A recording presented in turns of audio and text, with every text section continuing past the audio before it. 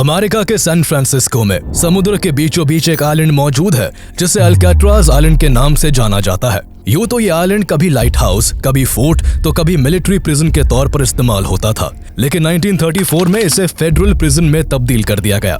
22 एकड़ में फैला हुआ ये आइलैंड समुद्र में ही एक बहुत बड़े पत्थर पर बना हुआ है। इसी वजह से इसको द रॉक भी कहा जाता है। 1934 से लेकर 1963 के बीच इस जेल में एक से बढ़कर एक खूंखार कैदियों को रखा गया, जिनमें अल कैपोन, जॉर्ज केली, एल्विन कार्पिस और रॉबर्ट स्ट्राउड जैसे खतरनाक मुजरिम शामिल थे। देश के टॉप क्रिमिनल्स को कैद रखने के लिए इस जेल को इस तरह से तैयार किया गया था कि किसी भी कैदी का यहाँ से भाग पाना लगभग नामुमकिन था। एक और जहाँ ये आइलैंड चारों तरफ से पैसिफिक ओशन के ठंडे पानी और तूफानी लहरों से घिरा हुआ है, तो वही दूसरी ओर ये अंदर से भी बेहद मजबूत था। जेल की सख्त सलाखें, हाईटेक सिक्योरिटी, चारों तरफ 12 फुट की कंटीले तारों की 2 फेंस, वॉच टावर्स पर 24 घंटे तैनात गार्ड्स और पूरे दिन में 12 बार कैदियों की जांच जैसे सख्त नियमों ने इस जेल को और भी मजबूत बना रखा था। ऐसी कड़ी निगरानी और सख्ती के कारण ये जेल कैदियों के लिए नर्क बना हुआ था।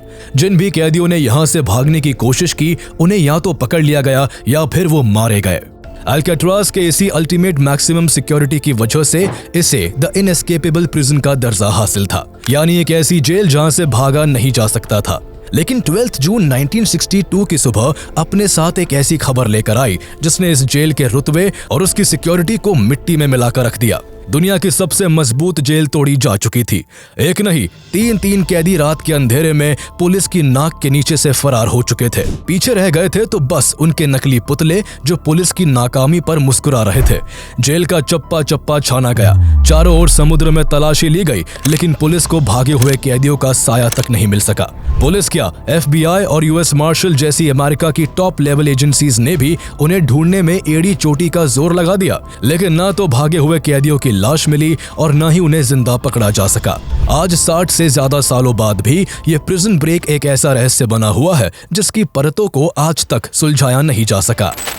Alcatraz, a high-security prison where every inmate learns one thing: there is no way out. Stolen spoons, dummy heads made out of paper mache, and a raincoat raft, they burrowed their way to freedom. It appears to be the first successful escape in the history of the maximum security prison. But brothers John and Clarence Anglin and Frank Morris disappeared into the night and have never been found. The escape triggered the greatest manhunt in San Francisco's history, as agents of the FBI, Coast Guardsmen, Highway Patrol, Sheriff's deputies, and local police join in the search. They found 3 decoyed heads lying in the beds. The family believes this is a photo of John and Clarence Anglin taken at their home in Brazil in 1975. इतिहास के सबसे मजबूत prison break की कहानी के 4 मुख्य किरदार है, जिसमें पहला शख्स एलन वेस्ट है, जो चोरी के आरोपों में 20 से ज्यादा बार गिरफ्तार होकर जेल की सलाखों के पीछे जा चुका था। उसके बार बार क्राइम करने और जेल से भागने की कोशिशों की वजह से उसे 1957 में अल्काट्राज की जेल में ट्रांसफर कर दिया गया। कहानी का दूसरा मुख्य किरदार एक ऐसा शातिर और चालाक मुजरिम है जिसका IQ 133 था। इसका नाम फ्रैंक मॉरिस होता है, जिसे 11 साल की उम्र में ही उसके माँ बाप ने छोड़ दिया था और वो 13 साल की उम्र में ही क्राइम की दुनिया में कूद पड़ा। जेल के चक्कर काटते हुए उसकी आधी जवानी निकल चुकी थी, लेकिन फिर भी उसके गुनाह नहीं रुके। एक बार जब उसने एक बड़ी बैंक रॉबरी की तो उसे लुइसियाना स्टेट पेनिटेंशियरी में कैदी बना लिया गया, लेकिन ये शातिर मुजरिम कई जेलों की तरह वहां से भी भाग निकला, जिसके बाद उसे पकड़कर 14 साल की सजा काटने के लिए जनवरी 1960 में अमेरिका की सबसे खतरनाक जेल अल्काट्राज भेज दिया गया। इस कहानी के तीसरे और चौथे किरदार जॉन एंगलिन और क्लैरेंस एंगलिन है। ये दोनों भाई थे जिन्होंने 14 साल की उम्र में ही लूट, फरेब और डकैती करना शुरू कर दिया था। चोरी के अलावा कोई और काम जो इन दोनों भाइयों को ढंग से आता था वो स्विमिंग था, और दोनों भाई तैराकी में बहुत अच्छे थे। लेकिन उनकी चोरी की आदत ने उन्हें अल्काट्राज पहुंचा दिया। कोलंबिया सेविंग्स बैंक को लूटने के जुल्म में जहां जॉन एंगलिन को 1960 के अंत में 15 साल के लिए, तो वही क्लैरेंस एंगलिन को 1961 की शुरुआत में 10 साल के लिए अल्काट्राज प्रिजन में कैदी बना लिया गया। एलन वेस्ट, फ्रैंक मॉरिस और एंगलिन ब्रदर्स, इन चारों कैदियों में 2 बातें सेम थी। पहली ये कि चारों ही चोर थे और दूसरी ये कि अल्काट्राज आने से पहले ये जिन जिन जेलों में बंद थे ये वहां से भागने की कई बार कोशिश कर चुके थे, इसलिए इन्हें अल्काट्राज की मजबूत जेल में लाया गया जहां से कोई भी भाग नहीं पाया था। लेकिन ना तो पुलिस ऑफिशियल्स ने और न ही अल्काट्राज को इनएस्केपेबल प्रिजन कहने वालों ने शायद सपने में भी नहीं सोचा होगा कि ये कैदी वो कर दिखाएंगे जो इससे पहले कोई नहीं कर पाया था और अल्काट्राज की शान और रुतबे पर हमेशा हमेशा के लिए कलंक लग जाएगा। एक जैसी फितरत होने की वजह से चारों कैदियों को दोस्त बनने में बिल्कुल भी समय नहीं लगा। मेस में खाना खाना हो, किसी एक्टिविटी में हिस्सा लेना हो या फिर ड्यूटी का कोई काम करना हो, ये जब भी अपनी अपनी सेल से बाहर होते तो एक दूसरे के नजदीक रहकर सबकी नजर से बचते हुए फुसफुसाकर अल्काट्राज से भागने की बात करते। एक तरह से इन चारों का एक परफेक्ट कॉम्बिनेशन था। जहां फ्रैंक मॉरिस काफी इंटेलिजेंट था और भागने का एक जोरदार प्लान बना सकता था, तो वही एलन वेस्ट वहां कई सालों से होने की वजह से भागने के लिए जरूरी सामानों का जुगाड़ कर सकता था। उसने 3-4 सालों में यहाँ रहते हुए जेल की बनावट और उसके लूप होल्स के बारे में काफी कुछ जान लिया था। इसके अलावा जॉन और क्लेरेंस एंगलिन स्विमिंग में माहिर होने के कारण अल्काट्राज के चारों ओर के समुद्र को पार करने की तरकीब सोच सकते थे। लेकिन इनके सामने परेशानी ये थी कि ये अलग अलग ब्लॉक में कैद थे। अपने प्लान को अंजाम देने के लिए सभी को एक ही ब्लॉक में एक दूसरे की सेल के पास होना जरूरी था। साथ ही सरप्राइजिंगली उन्होंने ये भी पता कर लिया था कि ब्लॉक बी ही ऐसी जगह है जिसके ऊपर की वेंटिलेशन शाफ्ट कंक्रीट से सील्ड नहीं है, यानी अगर कोई भागने का चांस था तो वो केवल ब्लॉक बी में रहकर ही हो सकता था। इसलिए बहुत चालाकी से काम लेते हुए उन्होंने किसी तरह जेल स्टाफ को मना लिया और चारों कैदी बी ब्लॉक में एक दूसरे के आसपास वाली सेल्स में शिफ्ट हो गए। उनका पहला टारगेट अचीव हो चुका था और अब चारों ने वहां से भागने का प्लान बनाना शुरू कर दिया। बी ब्लॉक सेल की वेंटिलेशन शाफ्ट कमजोर थी और कंक्रीट से सील्ड नहीं थी। वहां तक पहुंचकर कैदी छत पर चढ़ सकते थे और फिर वहां से भाग सकते थे। लेकिन सबसे बड़ा सवाल वेंटिलेशन शाफ्ट तक पहुंचने का था। बहुत सोच विचार के बाद उन्हें उनके सेल का वेंटिलेशन ग्रेट बाहर निकलने का अच्छा जरिया लगा। दरअसल हर कैदी की सेल में वेंटिलेशन के लिए एक मेटल की जाली होती थी जिसके पीछे एक बंद यूटिलिटी कॉरिडोर था जहां बहुत सारी पाइपलाइंस और हीटिंग डक्ट्स होते थे। वहां बहुत कम बार किसी का आना जाना होता था। सेल्स के पीछे का ये बंद कॉरिडोर इसी वजह से अनगार्डेड होता था। साथ ही इससे होकर छत की वेंटिलेशन शाफ्ट तक जाया जा सकता था। उन्होंने प्लान बनाया कि अगर किसी तरह उनके सेल की वेंटिलेशन ग्रेट्स को तोड़कर उसके आसपास के हिस्से को खोदकर होल को बड़ा कर दिया जाए तो उसके जरिए सेल से कॉरिडोर की तरफ निकला जा सकता है। इस प्लान के बाद चारों कैदियों ने वेंटिलेशन ग्रेट के चारों ओर कंक्रीट की 8 इंच मोटी मजबूत दीवार को खोदना शुरू कर दिया। उन्होंने इसके लिए किचन से चुराई गई मेटल की चम्मचों का इस्तेमाल किया। साथ ही प्रोसेस को फास्ट करने के लिए उन्होंने वैक्यूम क्लीनर मोटर से एक ड्रिल भी तैयार कर ली। दीवार को खोदने का काम म्यूजिक आवर के वक्त किया जाता, जब सभी कैदियों के लिए जेल में हर दिन 1 घंटे के लिए तेज आवाज में म्यूजिक बजता। इस तरह किसी को भी उनके काम की भनक नहीं लगती। साथ ही ये काम बारी बारी से किया जाता था। उनमें से कोई गार्ड्स पर नजर रखता और बाकी के अपना काम चालू रखते। इस तरह सभी की नजरों से बचते हुए खुदाई की जाती रही। दिन, हफ्ते और कई महीने गुजर जाने के बाद चारों ने आखिरकार अपनी अपनी सेल में सिंक के नीचे मौजूद वेंटिलेशन ग्रेट के आसपास इतना बड़ा सुराख कर लिया कि वो आसानी से वहां से पीछे बंद कॉरिडोर में निकल सकते थे। होल्स को छुपाए रखने के लिए उन्होंने म्यूजिक इंस्ट्रूमेंट्स, कुछ बड़े साइज के ऑब्जेक्ट्स और कार्डबोर्ड से बनाए नकली वेंटिलेशन ग्रेट का इस्तेमाल किया ताकि बाहर से देखने पर सेल के अंदर सब कुछ नॉर्मल लगे। उनके निकलने के लिए एक तरह से टनल तो तैयार हो चुकी थी और अब अगर वो चाहते तो किसी भी रात वहां से वेंटिलेशन शाफ्ट तक पहुंचकर उसे खोलकर छत पर जा सकते थे और वहां से गार्ड्स की नजरों से बचते बचाते भाग सकते थे।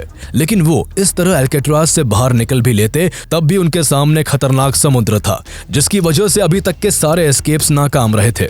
इसलिए उन चारों ने सब्र रखते हुए ठंडे पानी और तूफानी लहरों को पार करने के लिए लाइफ जैकेट, बोट और पैडल जैसे जरूरी सामान बनाने का फैसला किया। ये सब बनाने के लिए उन्होंने वेंट की जगह किए सुराख से निकलकर कॉरिडोर के रास्ते अपनी सेल ब्लॉक के ऊपर एक सीक्रेट वर्कशॉप बनाने का फैसला किया जहां वो छिपकर अपने काम को अंजाम दे सकते थे।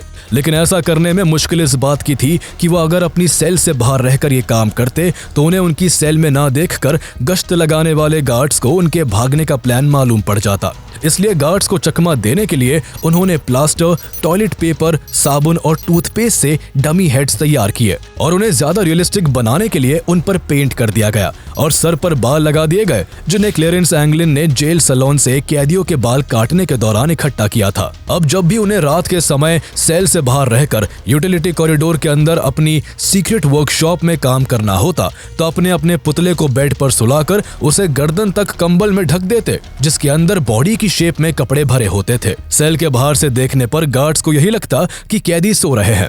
इस तरह सेल से बाहर रहने का नुस्खा निकालकर चारों शातिर कैदियों ने भागने के लिए अपनी सीक्रेट वर्कशॉप में कई जरूरी सामान बनाने शुरू कर दिए। उन्होंने किचन, लॉन्ड्री और वर्कशॉप समेत कई जगहों से बहुत सारा सामान चोरी किया और कई जरूरी चीजें तैयार कर ली। उन्होंने 50 से ज्यादा रेनकोट से लाइफ जैकेट्स और रबर राफ्ट को तैयार कर लिया था, जिसका आइडिया उन्हें उनके पास मौजूद एक मैगजीन से मिला। इस रबर राफ्ट को फुलाने के लिए फ्रैंक मॉरिस ने एक म्यूजिकल इंस्ट्रूमेंट कॉर्सेंटीना का इस्तेमाल किया, जिसे वो अक्सर बजाता रहता था।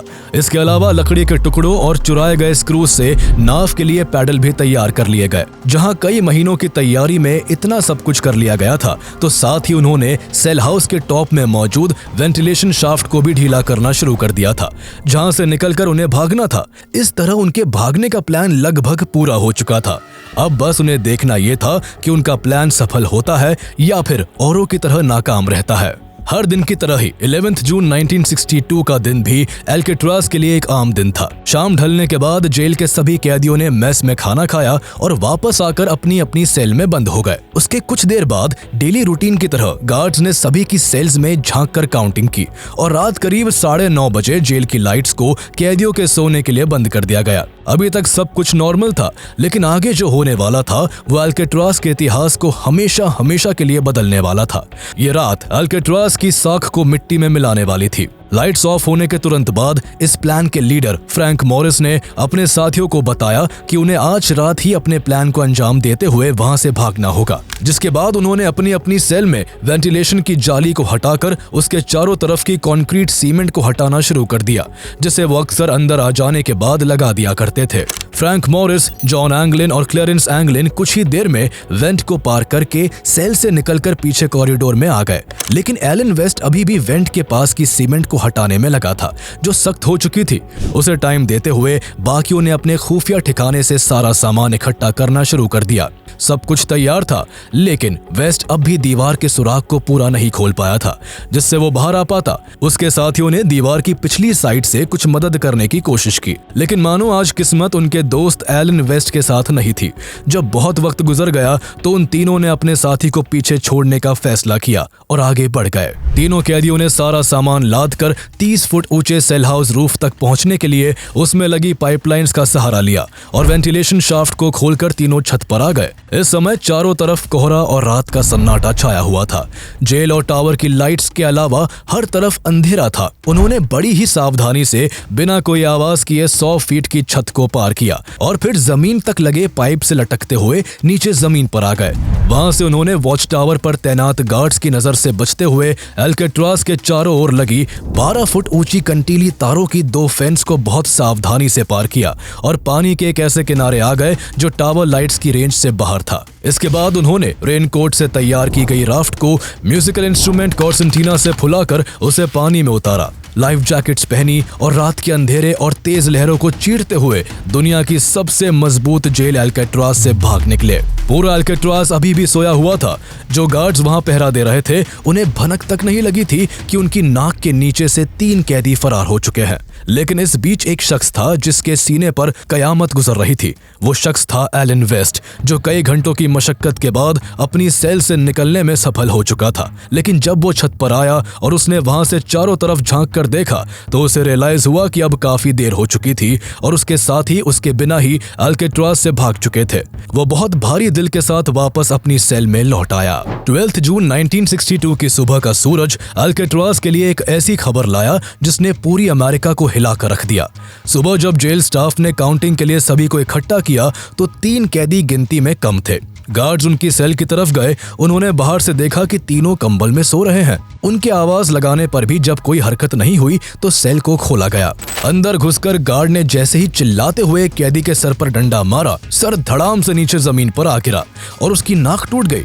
ये वही पुतले थे जो तीनों अपने अपने बेड पर छोड़ गए थे। इसके बाद कंबल हटाकर देखा गया तो कपड़े और तौलिया उसमें ठूसे हुए थे।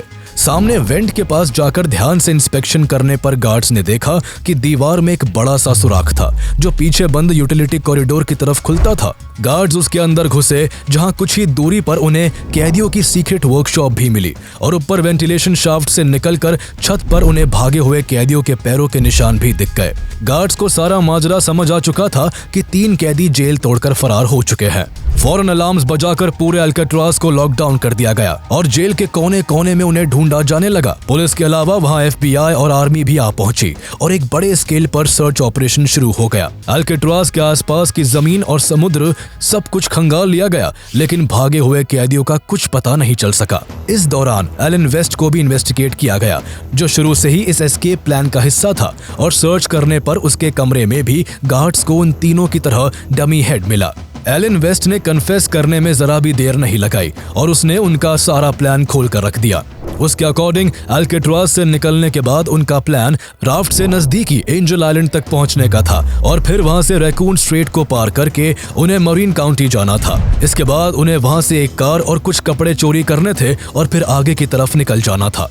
FBI को एक बार के लिए लगा कि एलन वेस्ट झूठ बोल रहा है, लेकिन जब एंजल आइलैंड के आसपास छानबीन की गई तो यह साबित हो गया कि वेस्ट ने जो भी बताया था वो सब सच था।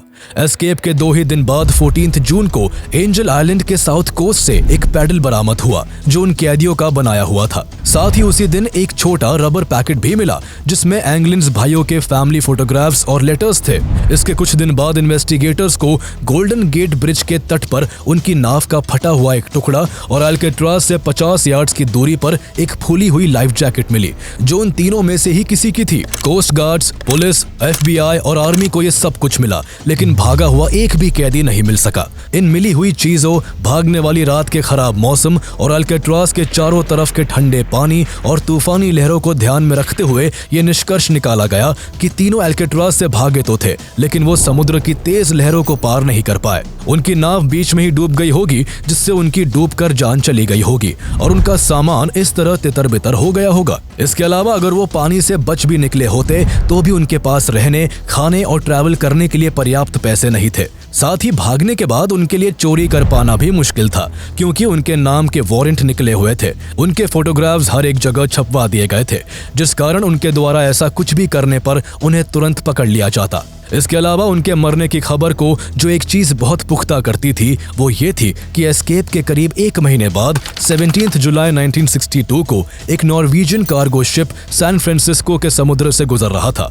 तब उसके क्रू ने गोल्डन गेट ब्रिज से 20 माइल्स नॉर्थ वेस्ट में एक लाश को तैरते हुए देखा जिसने कैदी के कपड़े पहने हुए थे।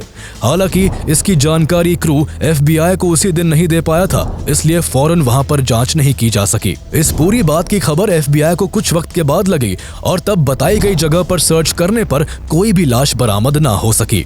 इन सभी बातों को ध्यान में रखते हुए इन्वेस्टिगेटर उन्हें मरा हुआ मानने लगते हैं, लेकिन कुछ बातें ऐसी भी होती है जो तीनों कैदियों के जिंदा बच निकलने की पॉसिबिलिटी को बहुत बल देती है। दरअसल अल्काट्राज के चारों ओर का पानी बेशक ठंडा और तूफानी लहरों से भरा हुआ है, लेकिन ऐसा नहीं है कि उसे कभी तैरकर पार नहीं किया जा सका।